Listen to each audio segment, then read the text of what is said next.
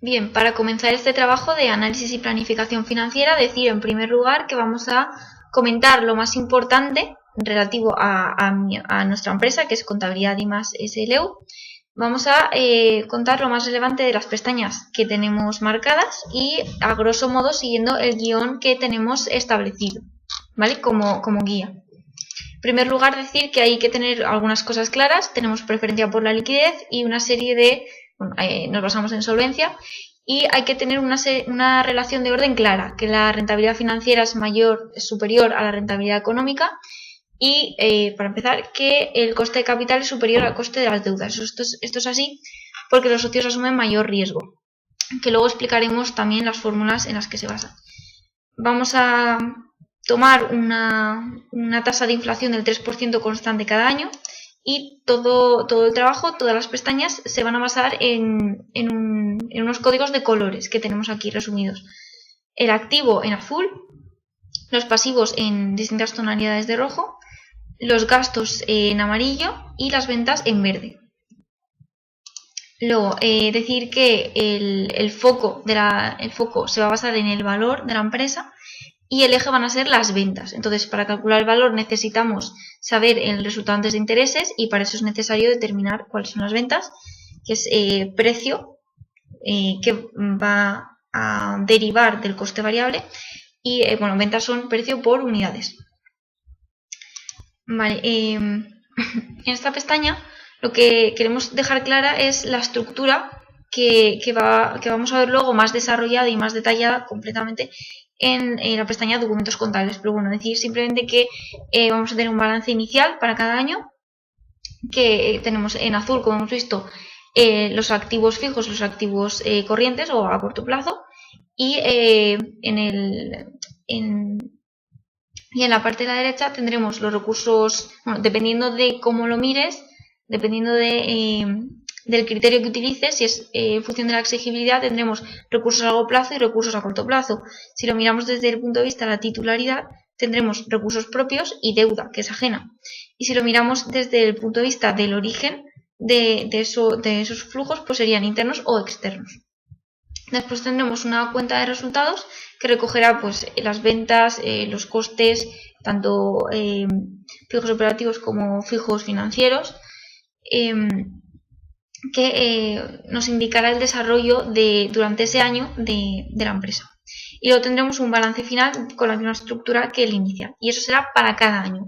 Por lo tanto, tendremos 4 años, o sea, un balance inicial y final para cada año y una cuenta de resultados para cada año, más un balance que vamos a situar en t igual a 0, que será simplemente pues una copia de lo que es el balance inicial en el primer periodo.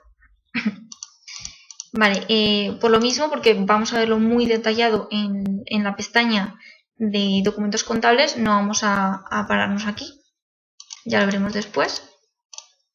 Aquí solo decir que tenemos un interés a largo plazo del 7% y un interés a corto plazo del 4,5%, que conforme vayan pasando los años se irán reduciendo, que es la tendencia que suelen tener. Una tasa media acumulativa, o sea, una tasa de inflación del 3% y un tipo impositivo del 30%. Vale, hemos dicho que el foco era el valor. Aquí se explican causas o razones para determinar el valor de la organización de producción, o sea, el valor de la empresa, pues en el caso de compra-venta, es lógico, para la preparación de la concentración con vinculación patrimonial, o puede ser simplemente para conocer cuál es la situación de la empresa y cómo está funcionando, si está funcionando adecuadamente. Simplificando mucho, el valor de la empresa podemos calcularlo como aquí, RAI entre KO, o sea, es decir, el resultado antes de intereses entre el coste medio ponderado. Pero esa no es la única forma de calcularlo, también podemos calcularlo en base a la retribución del empresario. El valor de la empresa como la retribución del empresario por el número de empresarios entre la rentabilidad financiera. Y bueno, aquí antes hemos dicho la operación de orden, ¿no? Que la rentabilidad financiera la tenemos aquí. Se calcularía como el resultado después de intereses entre los recursos propios. No sé, tiene que ser mayor o puede ser igual a la rentabilidad económica, que es el resultado antes de intereses entre el pasivo. Y en todo caso el coste del capital tendrá que ser superior al coste de las deudas, pero tendrá que ser lo mínimamente posible superior. O sea, no queremos que sea mucho más grande que KI, porque eso significaría que el valor de la empresa va a ser menor. Como hemos visto, el valor de la empresa depende del resultado y depende del coste. Entonces, cuanto mayor sea el coste del capital, mayor será el coste medio ponderado y por tanto menor será el valor de la empresa. Nos interesa que sea pequeño el coste. Vale, abundando en esto, vamos a ver las posibilidades que hay para retribuir a los socios y también el trabajo. O sea, la primera opción, partiendo de que hay 1000 unidades monetarias a distribuir y que tenemos unas participaciones de capital para Ana y Alejandro de 62,5 y 37,5%, y que en función del trabajo lo podríamos establecer como un 30 y 70%.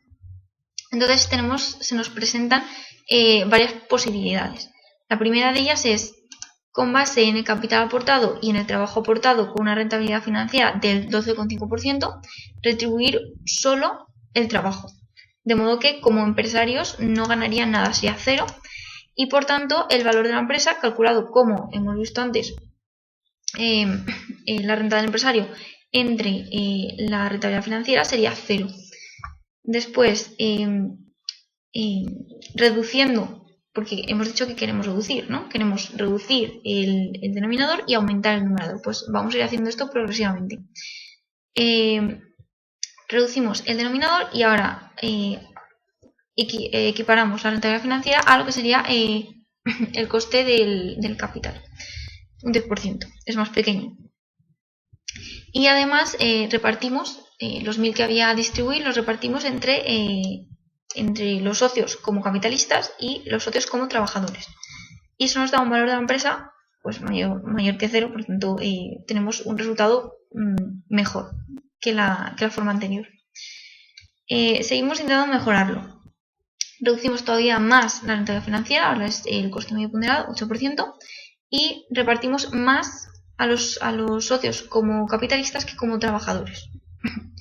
De modo que lo que conseguimos es aumentar de nuevo el valor de la empresa. Bueno, y seguimos haciendo esto hasta que llegamos ya a lo imposible, que sería que el coste fuera un 0%, eso es imposible, que entonces el valor de la empresa sería infinito, pero eso no es viable en la vida real.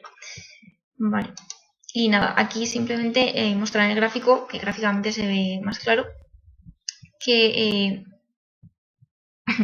conforme reducimos la rentabilidad financiera, si la rentabilidad financiera la equiparamos al coste de capital, sería la línea amarilla, que vemos que es superior a lo que nos da el valor de la empresa si tenemos en cuenta la rentabilidad financiera superior al coste de capital, y si la rentabilidad financiera la equiparáramos, si pudiera ser, al coste de la deuda, que es el menor coste que tenemos, entonces el valor sería mayor, que la línea está por encima de las demás. Vale. Las siguientes pestañas nos dicen cómo calcular el TIR, o sea, el BAN y la TIR, que vamos a pasar un poco. En cuanto a las tablas y factores de descuento, luego las explicaré mejor en la pestaña de optimización. Vale, pasamos luego a las ventas. ¿Vale? Tenemos tres tipos de ventas. Tenemos ventas requeridas, ventas estimadas y ventas requeridas, me he perdido. Ventas previstas, ventas requeridas y ventas estimadas. Y no lo hemos dicho, lo digo ahora, hay dos filtros de viabilidad para la empresa. El primero es que dispongamos de los recursos necesarios, de financiación necesaria, y el segundo es que las ventas estimadas sean mayores que las ventas requeridas. Vale, las ventas previstas no las podemos calcular para mi empresa porque es una empresa que empieza nueva, y para calcular las ventas previstas necesitamos antecedentes de ventas. Pero bueno, voy a explicar la pestaña un poco cómo se haría, cómo se haría así rápidamente. Pues partiríamos de las ventas que tenemos anteriores y los precios anteriores, y entonces sobre esos precios anteriores sumaríamos la inflación, el efecto de la inflación, y conseguiríamos unos precios futuros, por así decirlo. y también se puede hacer por cuatrimestres las ventas. Luego tenemos distintos métodos para prever las ventas. El primero es el método de los mínimos cuadrados, para el que tenemos los tiempos, las ventas, en periodos pasados obviamente. Calculamos las diferencias y los productos de las diferencias, y con eso calculamos pues unos promedios, ¿vale? ¿Qué queremos hacer con esto? Pues lo utilizamos para despejar en la función lineal del tipo que las ventas son iguales a A más B por T. De modo que despejando tenemos una B de 3,4. Ya vemos que esto es ese 36 partido por T36, ¿vale? Y a una A de 34,8. De modo que aquí vamos a poner las ventas previstas, futuras, ¿de acuerdo?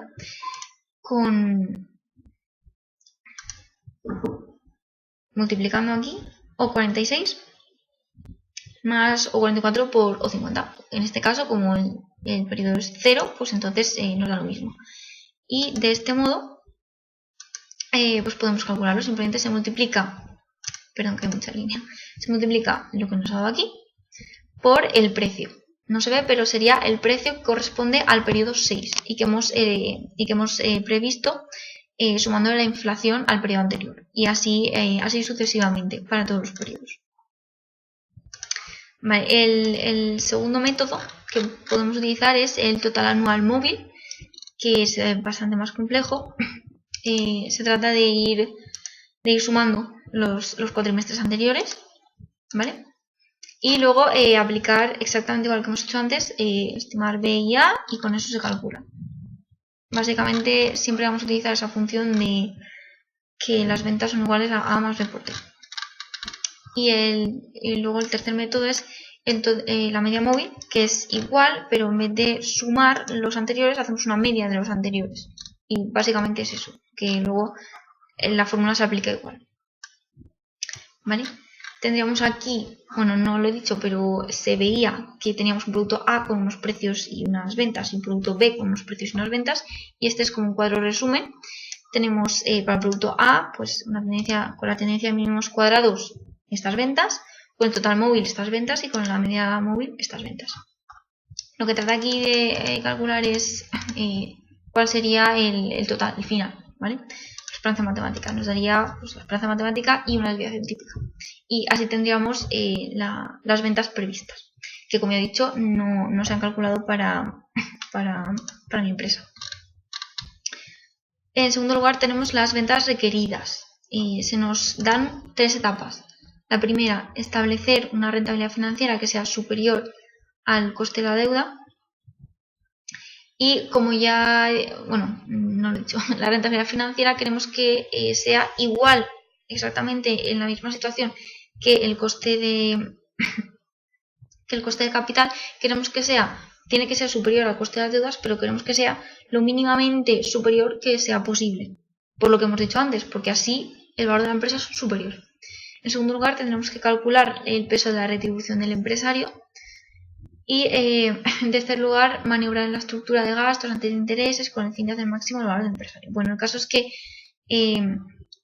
estableceríamos como una renta del trabajo requerida global por hacer algún tipo de cálculo, así a grosso modo, y he puesto 10.000, 10.000, 12.000 y 15.000.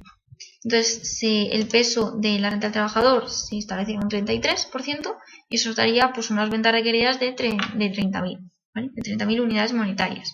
Y en 2020 de 45.455, ¿vale? Un planteamiento alternativo sería partir de un salario de 15.000, tener en cuenta la prima de riesgo por riesgo profesional del 3%, y entonces nos da 12.000. Y nada, lo mismo que antes. Y luego tenemos las ventas estimadas requeridas, que esto es ya más burdo.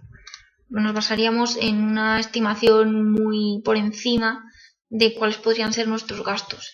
Por ejemplo, salarios por 13.000, un local de 10.800 por unos 900 euros al mes. Amortizaciones y amortización financiera, pues más o menos lo que podemos esperar.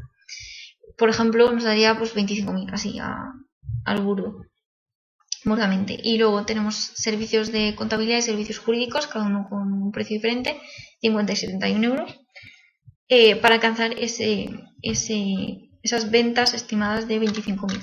Entonces lo que hacemos es estimar así burdamente las ventas del primer año, 25.000. Requerimos las ventas del último año, del último ejercicio que estamos mirando, que sería 2020, con el objetivo de que la empresa tiene que seguir funcionando. Y los 3 años restantes pues hacemos una regresión lineal simplemente y nos daría esas ventas. Vale, y luego ya las eje de ventas estimadas estadísticas.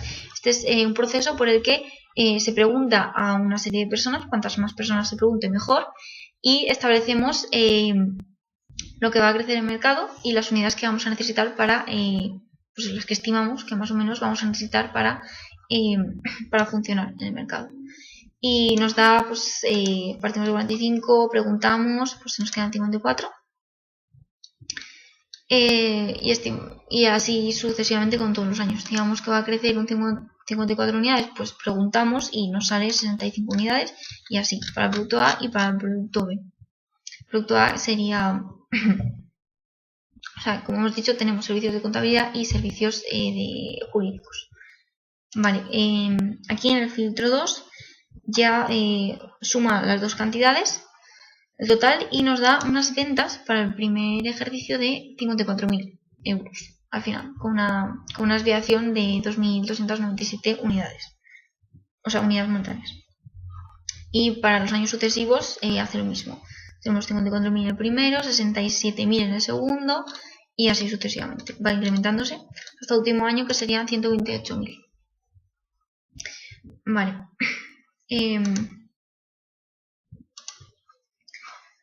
De acuerdo, pasamos a las siguientes.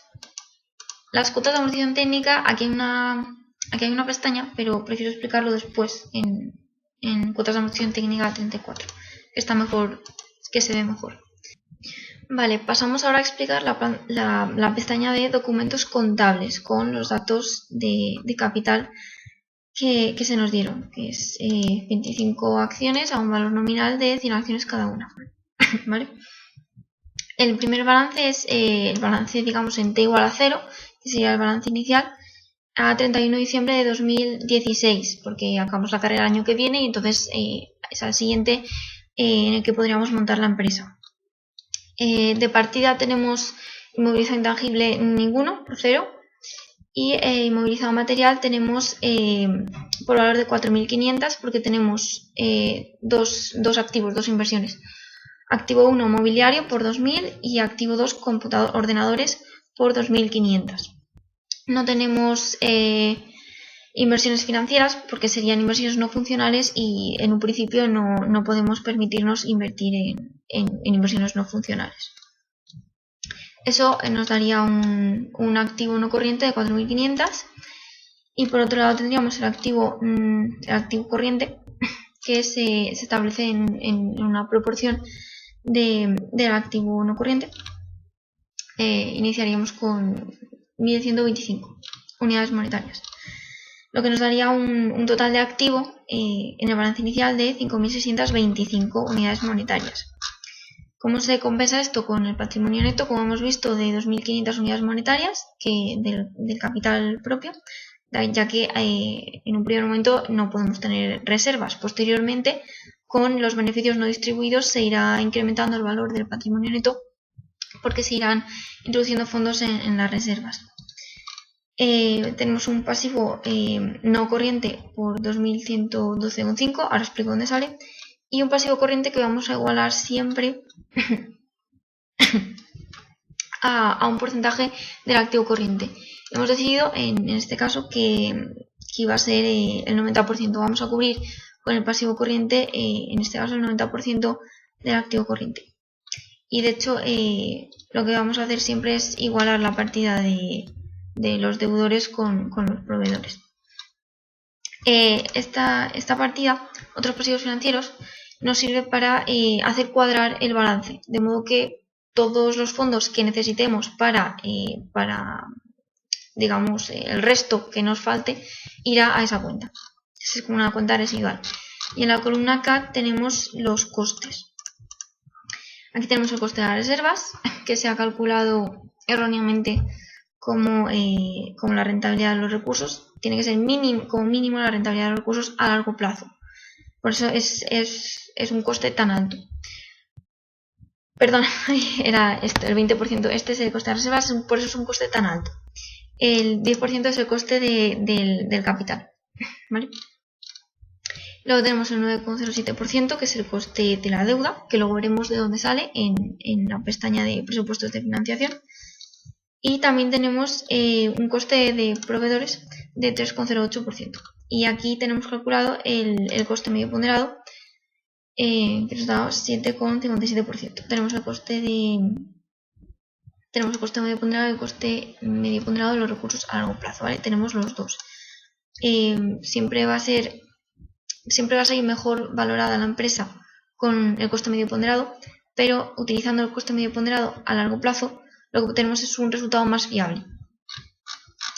Vale, vamos a calcular cada año, cada periodo, una serie de ratios, ¿vale? Ya hemos visto el coste de las deudas, el coste de capital propio, el coste medio ponderado.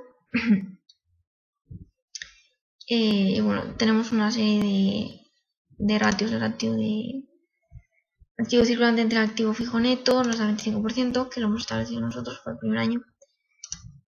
Activo circulante menos deudas a corto plazo entre recursos propios, casi 30%. Ratio económico, tenemos ratios económicos, de equilibrio financiero, tenemos ratios de apalancamiento, de acuerdo, que nos dicen el ratio de deudas respecto de los, como aquí, deudas a largo plazo entre recursos propios, 85%. Deudas a largo plazo entre recursos permanentes, 46%. Tenemos ratios estáticos, que son aquellos que vamos a derivar del balance, y tenemos otros ratios después, no sé, y después tenemos unos ratios que son dinámicos, que son aquellos que vamos a basar en la cuenta de resultados, porque son aquellos que reflejan el movimiento del año.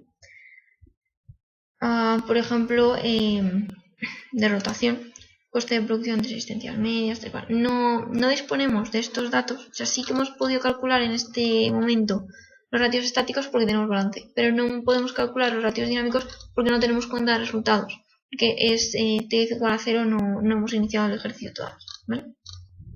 El periodo de negocios de la empresa. Vale, lo que sí que tenemos son los valores el valor de la empresa. Vale, ya vimos las fórmulas, ahora simplemente aplicarlas. Valor de la empresa, 15.000 unidades monetarias, valor de empresario, 1.400 unidades monetarias. Vale, y la rentabilidad financiera, pues ahí tenemos un 20%, rentabilidad financiera. De acuerdo, eso sería para t igual a 0. Bueno, y cada año vamos a tener el balance, los ratios y el estado de origen y aplicación de fondos, ¿vale? Que mejor verlo en los siguientes ejercicios. Vale, pasamos a 31 de diciembre de 2016. El balance es una copia exacta del que acabamos de ver, así que vamos a pasar de él. El balance final de cada periodo va a ser copiado, va a ser una copia igual en el balance inicial del periodo siguiente, o sea, 2017 en este caso. Pasamos al ejercicio 2017. Tenemos la cuenta de pérdidas y ganancias con las ventas, que ya lo vimos antes en la pestaña de las ventas y vimos que nos daba ese resultado final. Por lo tanto, tenemos las ventas. Tenemos gastos de personal, retribución del socio, 33%, que ya vimos. Asalariados, 10.000 unidades monetarias. Luego, otros gastos de explotación, aquí tenemos el alquiler, ¿vale? El alquiler que pagamos cada mes. Por ejemplo, hemos puesto 700 por 12 meses. Luego tenemos amortizaciones, que ahora vamos a explicar en la pestaña. Y eso nos daría, bueno, estas dos columnas son costes directos y costes indirectos, ¿vale? O sea, perdón, costes fijos y costes variables. Eso nos daría un resultado de explotación de 1.133,85. Tenemos unos gastos financieros que nos daría un resultado financiero de menos 415,67. Nos daría el resultado antes de impuestos, 718, quitamos impuestos y otras partidas. También destinamos a reservas, ya dijimos que vamos a destinar a reservas, 150,8. Y nos queda un resultado distribuido de 351,76. Vale. Vamos a explicar ahora en detalle, con las pestañas complementarias, las amortizaciones del inmovilizado material y la partida de intereses financieros, ¿vale? Vamos con las cuotas de amortización. Vale, tenemos diferentes métodos para amortizar, ¿de acuerdo? Tenemos el método lineal, el método de dígitos en sentido creciente y decreciente, y otros métodos como volumen de producción o volumen de ventas, que en realidad estos serían los más adecuados, pero vamos a basarnos en el lineal, porque es el más fácil, el más sencillo, acabamos antes. Vale. Tenemos el método lineal y partimos del activo 1 y el activo 2, ¿vale? Que ya hemos dicho, el activo 1, que era mobiliario, lo amortizamos en un plazo de 10 años. El activo 2, computadoras, ordenadores, lo amortizamos en un plazo de 5 años. Tenemos el desembolso inicial, 2.000 y 2.500, y estos son los incrementos que se han producido en esas inversiones a lo largo de los siguientes periodos, que luego veremos en documentos contables. Pero bueno, vamos a ver ahora cómo se calculan las cuotas de amortización, ¿vale? Partimos del valor inicial, ¿de acuerdo? Y lo vamos a utilizar en un plazo de 10 años, así que es el valor entre 10. Y así calculamos cada cuota, ¿vale? Perdón. Y así calculamos cada cuota. Tan simple como eso. Y lo mismo para cada año. Entonces, empezamos en 2017 y amortizaríamos hasta que se acabe en un plazo de 10 años. El incremento que se produce al año siguiente, pues lo pondríamos en el año siguiente, la cuota respectiva, es decir, 700 entre 10, pues 70 a cada año, y así otros 10 años. Así obtenemos esta escalera, ¿vale? Estos escalones. Por lo tanto, ¿qué amortizamos en 2017? 200. ¿Qué amortizamos en 2018? Pues 270, ¿vale? La suma. Y con el activo 2 exactamente lo mismo. 2.500 entre 10, pues cada año amortizamos 500. Y con los incrementos lo mismo, 1.300 pues 1.300 entre 10, cada año amortizamos 260 y así igual, así lo mismo. No voy a explicar los otros métodos porque más o menos es lo mismo, simplemente si utilizamos los dígitos, pues en el sentido creciente, pues el primer año es un dígito, lo que correspondería a un dígito, en el segundo año multiplicamos por 2, se calculas la cuota por dígito y luego multiplicas por el número de dígitos, en sentido creciente o decreciente. Vale. Y así tendríamos las cuotas de amortización que están aquí, el total, la suma que hemos visto antes, ¿vale?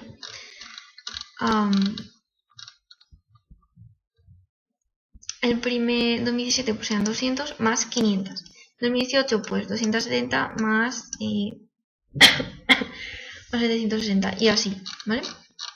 El total lo tenemos aquí, 700, 1030, 1300. Estas son las partidas que vamos a llevar a la cuenta de resultados, ¿vale?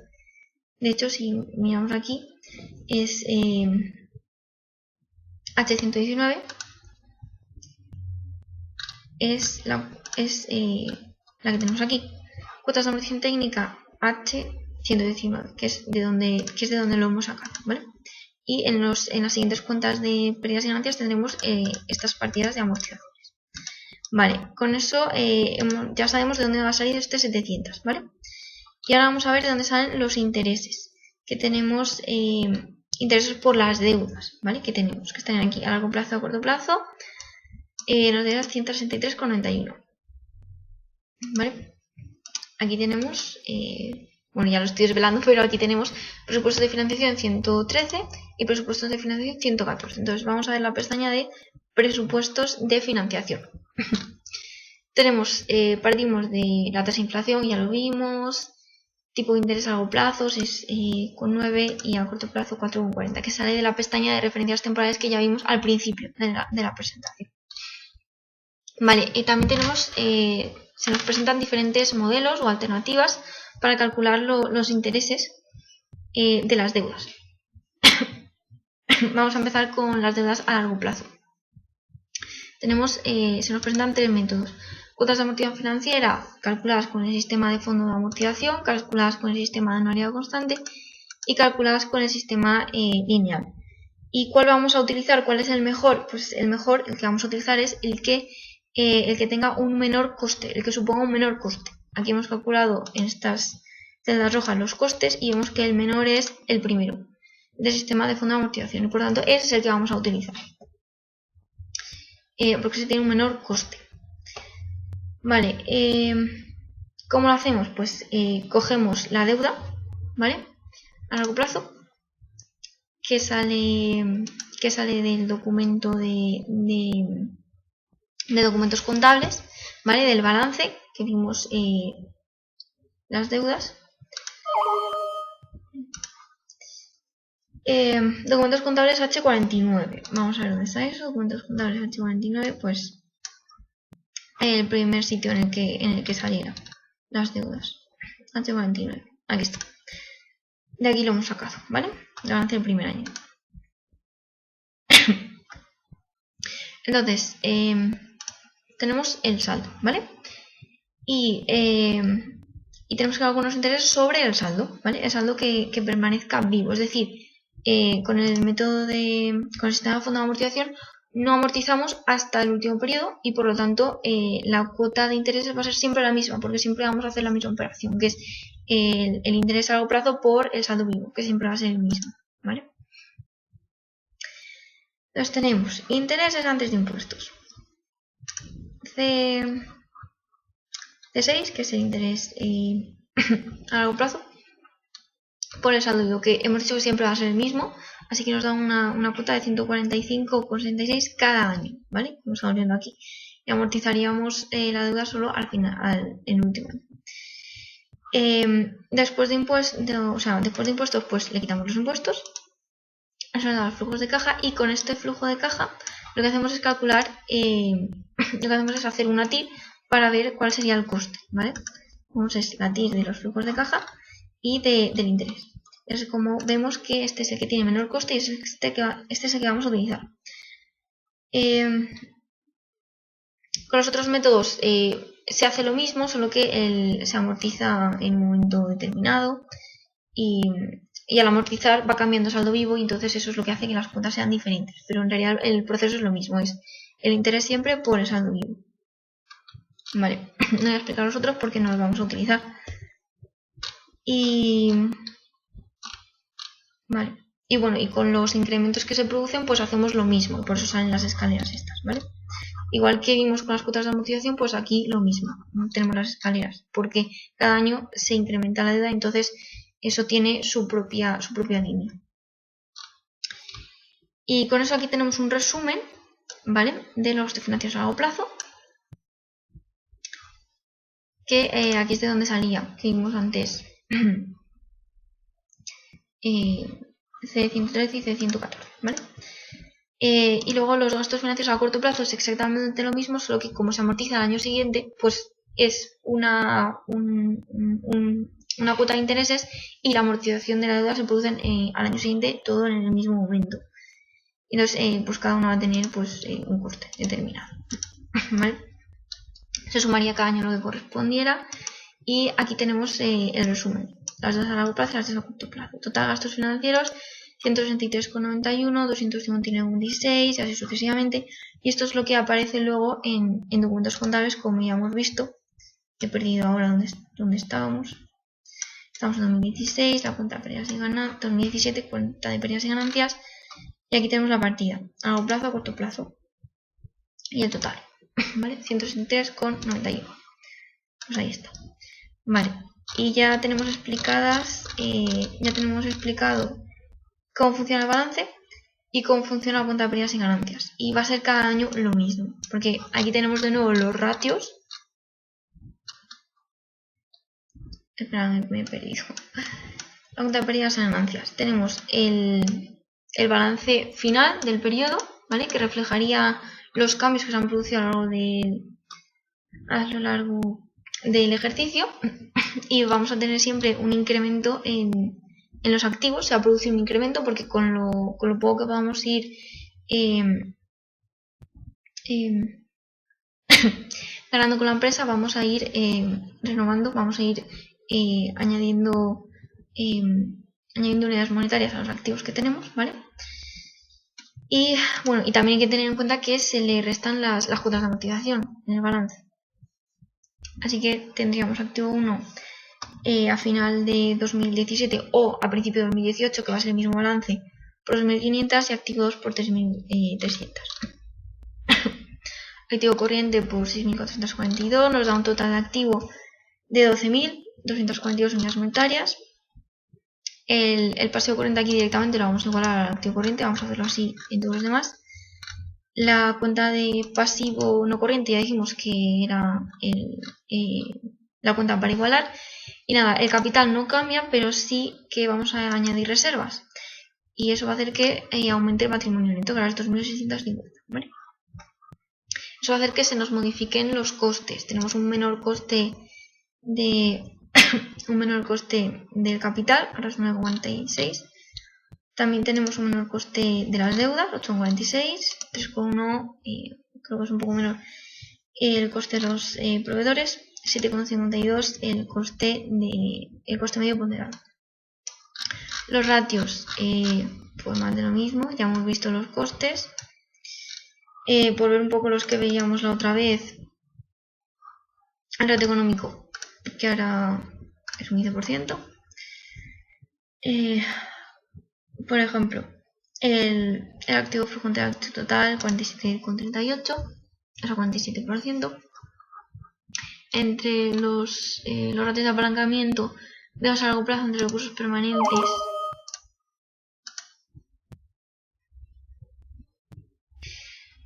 y no lo voy a mostrar, vale. Deudas a largo plazo entre recursos permanentes, 54%. Y ahora tenemos tanto ratios estáticos como ratios dinámicos, porque ya tenemos cuenta de pérdidas y ganancias, ¿vale? Que nos dan, por ejemplo, rentabilidad económica, pues resultado antes de intereses entre activo total, 12,77%, ¿vale? Tenemos otros muchos, por ejemplo, el margen bruto es 2,08, gestión financiera 27,09, tenemos un montón de ratios. Y vamos a volver a ver, por ser los que más nos interesan, vamos, los ratios a la hora de la empresa. 12.976, 1.867, ¿vale? El valor empresario. Ya habiendo visto esto, ya todo lo demás es igual, ¿vale? Cada año vamos a tener, bueno, y en esta aplicación y el fondo de fondos, que es lo único que me queda por explicar de esta pestaña, así en profundidad. Tenemos variación de activo fijo bruto por 2.000, que son los incrementos que hemos hecho en los dos activos que tenemos. También tenemos variación de fondo de rotación,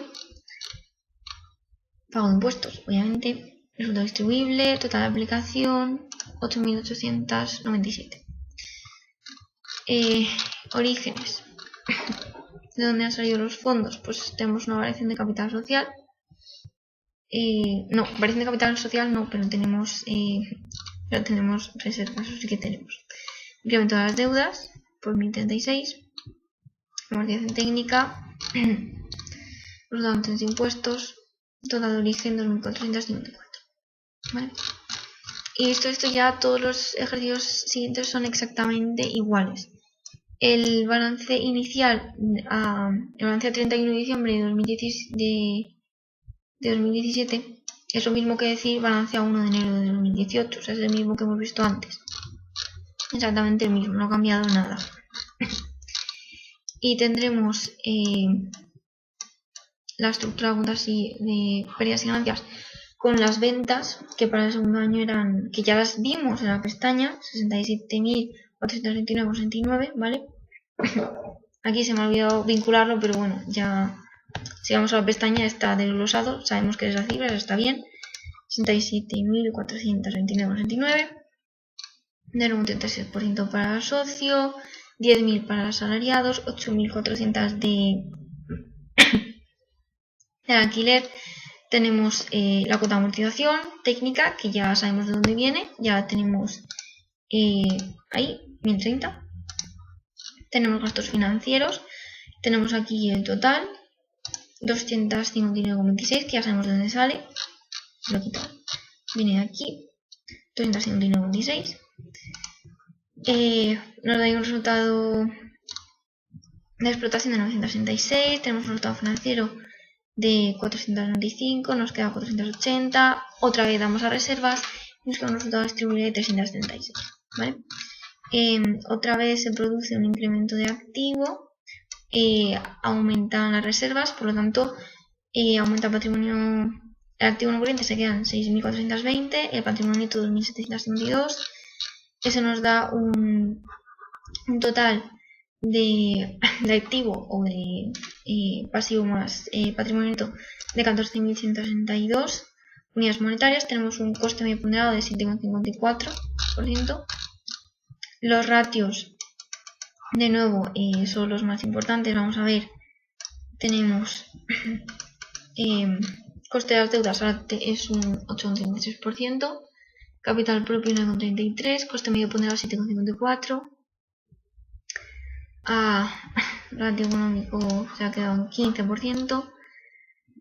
Otros ratios económicos, por ejemplo, el activo fijo bruto entre el activo total, 45%. Este no lo había dicho, deudas a corto plazo entre recursos propios, vemos que es 381. Ratios de apalancamiento.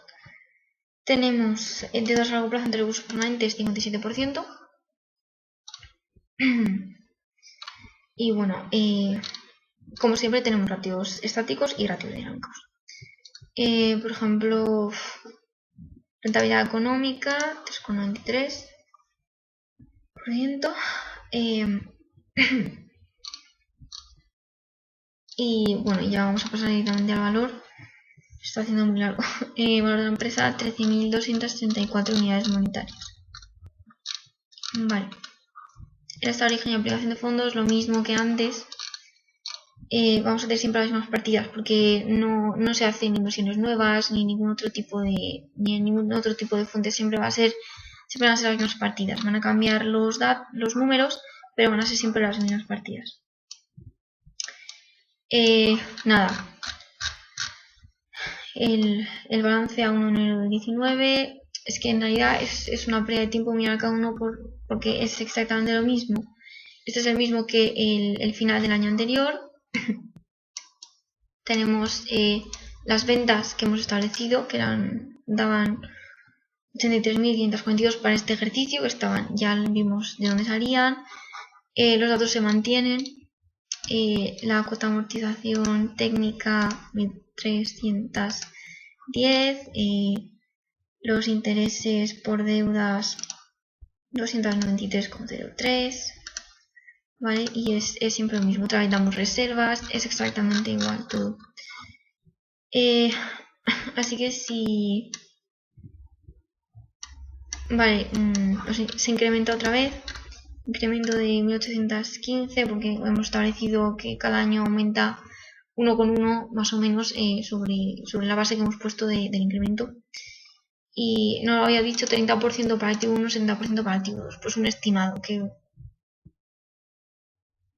más o menos, no se compra tanto mobiliario como ordenadores, y vamos a ver que con los años se va a contratar más gente, por lo tanto vamos a necesitar más ordenadores. Eso sí, no infinitamente más ordenadores, pero sí más, en un principio sí. Y también de renovación de material electrónico. Entonces. Nada. En 2019 tenemos un total de activo de 16.268 al principio, con un coste medio ponderado de 7,57%. Los ratios, pues vemos que no cambia mucho, pues mantenemos un 8 y pico, un 9 y pico y un 7 y pico.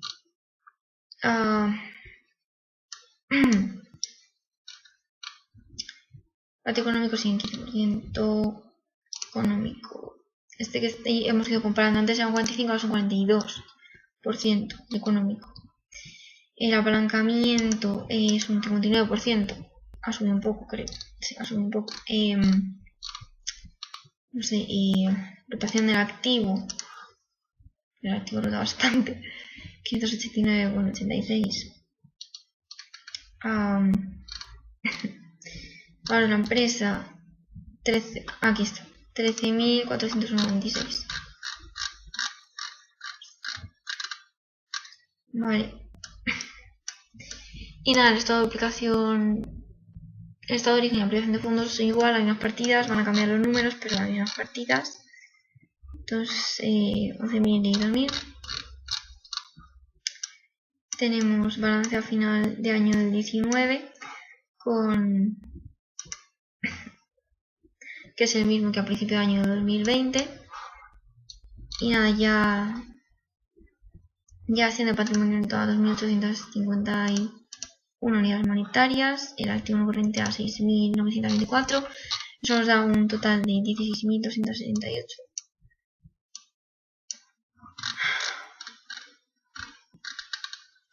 Vale, en 2020 las ventas estimadas eran de 103.507 unidades monetarias. Ahora los asalariados son 20.000.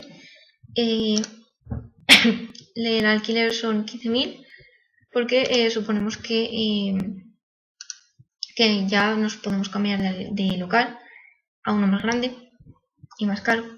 Tenemos más gente, alquilamos un local, seguimos invirtiendo en activos, ¿vale? Todo va en cadena. Y nada, y ya tenemos el último balance. Este ya es el último balance. Tenemos un activo no corriente de 7.301,95, que nos da un total activo de 18.652. Acabamos con un patrimonio neto de 2.950,99 unidades monetarias, porque las reservas ahora son 450, con un coste medio ponderado de 7,63. Como hemos subido un poco, no lo estaremos haciendo tan bien, habrá que tomar medidas.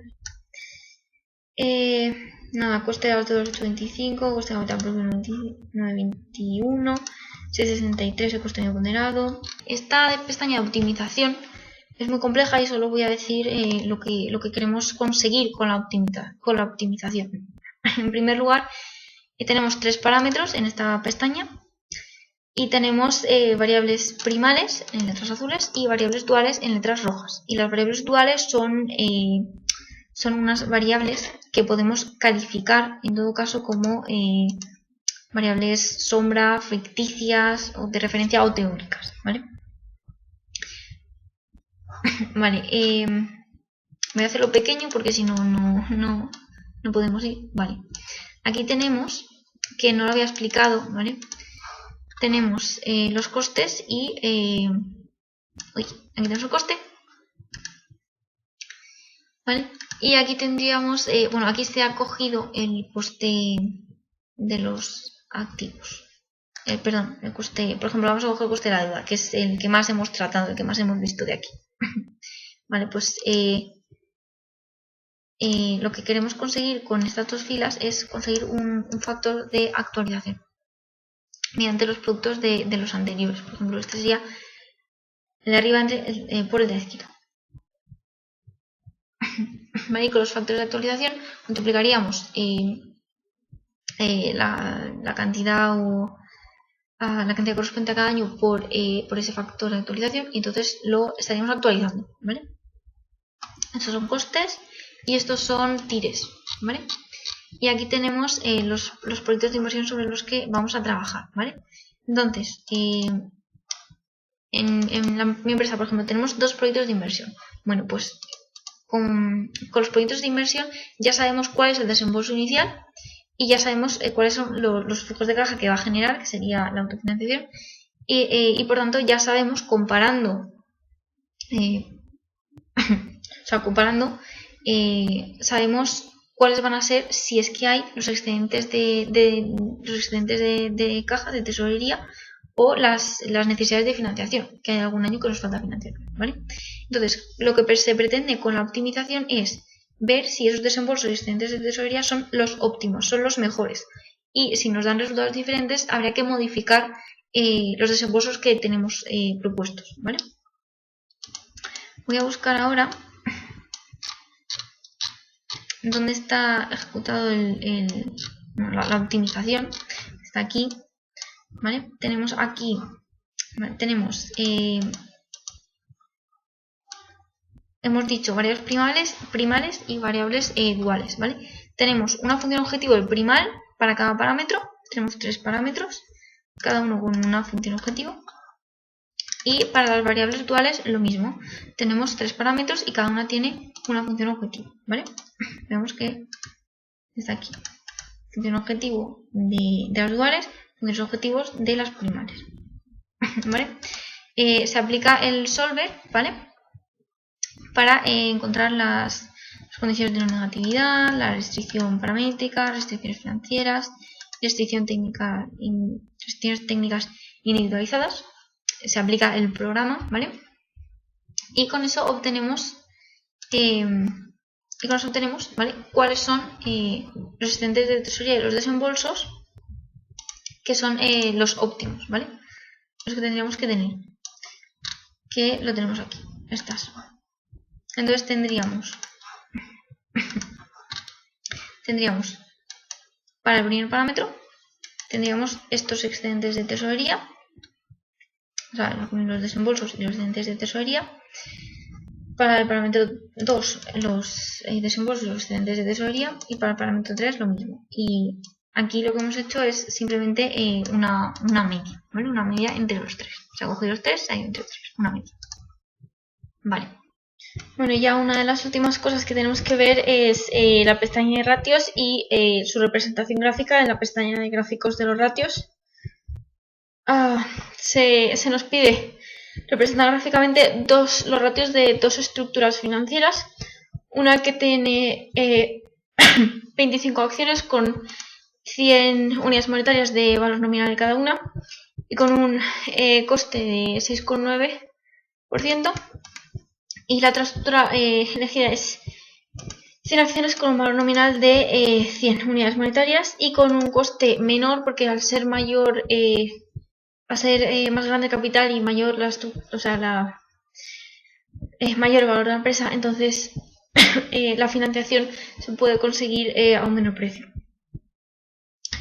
Entonces, ¿cómo se ha hecho? Pues se vincula las columnas respectivas de los ratios de la pestaña documentos contables y después se copia al lado sin vínculos para poder representarlos gráficamente, ¿vale? Y nada, para conseguir la segunda estructura pues simplemente se va a la cuenta de documentos contables y se cambia el dato. En 25 poner 100, se cambia todos los ratios ya son como tienen que ser. Bueno, y también decir que como ahora el coste de capital es menor, pues entonces tendríamos que ir también a referencias temporales y disminuir, por ejemplo, a 6%, que eso nos da el 5,9 que vamos a utilizar después, ¿vale? Y nada, y con eso ya tenemos las dos estructuras, ¿vale? Voy a dejarlo como estaba. Ya está como estaba antes. Y nada, aquí tenemos las dos con todos los ratios y los copiamos aquí y tenemos los gráficos que va por tramos, digamos. Por ejemplo, tenemos un gráfico para el coste de capital, pues tenemos el coste de capital de la primera y de la segunda. ¿Vale? Hemos dicho que el coste de capital de las deudas en la segunda estructura iba a ser menor. ¿Cómo se ve eso? Pues simple y llanamente en que en el segundo la mitad del gráfico, digamos, es 0, por lo tanto tenemos valores positivos y negativos, mientras que en la primera solo hay valores positivos, no tenemos valores negativos. Pasamos a los siguientes ratios. Tenemos ratios estáticos, que más o menos pues lo mismo, no cambia mucho. Disponible más existencias entre deudas a corto plazo y disponible entre deudas a corto plazo. Los siguientes ratios estáticos, pues toda una serie de ratios con el activo respecto del activo circulante respecto al activo tal neto, activo circulante respecto al activo fijo neto, activo circulante respecto a las deudas a corto plazo, activo circulante entre activo circulante menos existencia, menos inversiones financieras temporales, activo circulante. Como vemos, ese es el que más se nota que se mantiene básicamente igual, que no tiene cambios significativos. Y lo mismo, por debajo de cero, en la segunda estructura, en la estructura de la derecha, tenemos el ratio, que ahora no me sale, el ratio este tan clarito, activo fijo neto entre activo total. Parece que es, porque es lo más clarito que hay. Tenemos más ratios estáticos, aquí son claramente diferentes. El más alto aquí son el rosa y el amarillo, o sea, deudas a corto plazo entre recursos propios y deudas a corto plazo entre recursos propios menor que 100.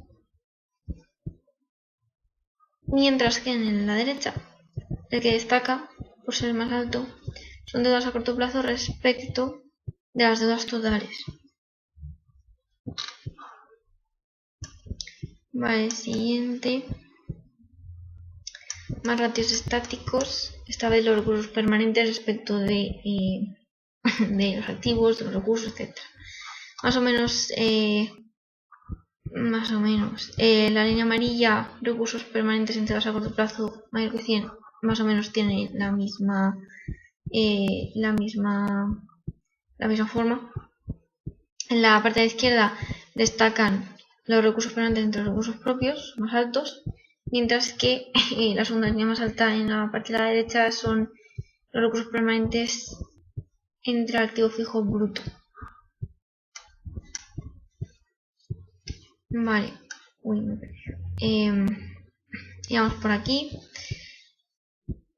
Fondo de amortización o fondo de rotación respecto a los recursos propios o activos no cambia mucho.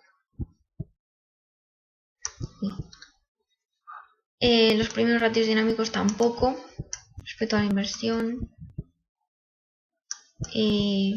Como vemos, se mantiene igual, incluso el valor de la empresa más o menos no cambia mucho. Y aquí tenemos más ratios dinámicos que nos dan información sobre los resultados. Y vemos que aquí sí que hay diferencias. Como hemos dicho antes, en la parte de la izquierda no hay valores negativos, mientras que en la derecha sí. Tenemos valores negativos en resultado antes de impuestos entre recursos permanentes, por ejemplo, está por debajo, ¿vale? Y uno de los que más destaca claramente del lado de la izquierda es la línea representada con un verde así claro, que sería la esperanza de rentabilidad financiera, mientras que en la parte derecha la que más destaca es la azul, el azul este raro, que parece ser resultados de impuestos más amortizaciones entre inversión en activo fijo, ¿vale? Por tanto sí que observamos diferencias. Más ratios dinámicos sobre las ventas.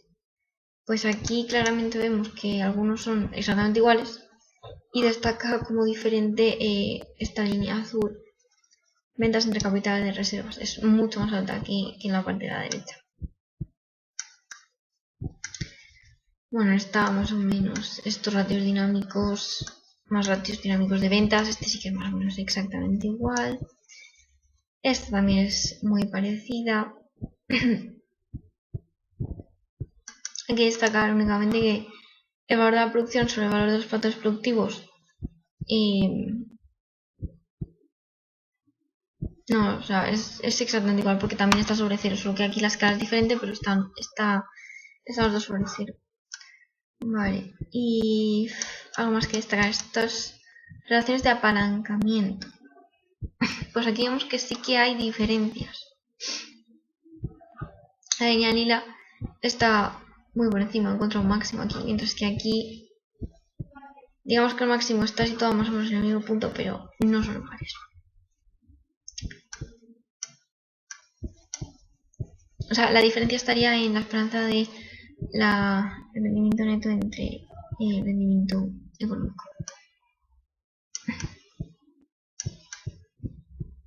Y ya está, y los demás son iguales. No se aprecian más cambios, más diferencias, ¿vale?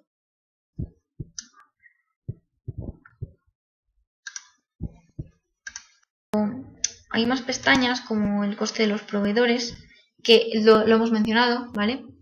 Y que depende pues del plazo comercial que te den y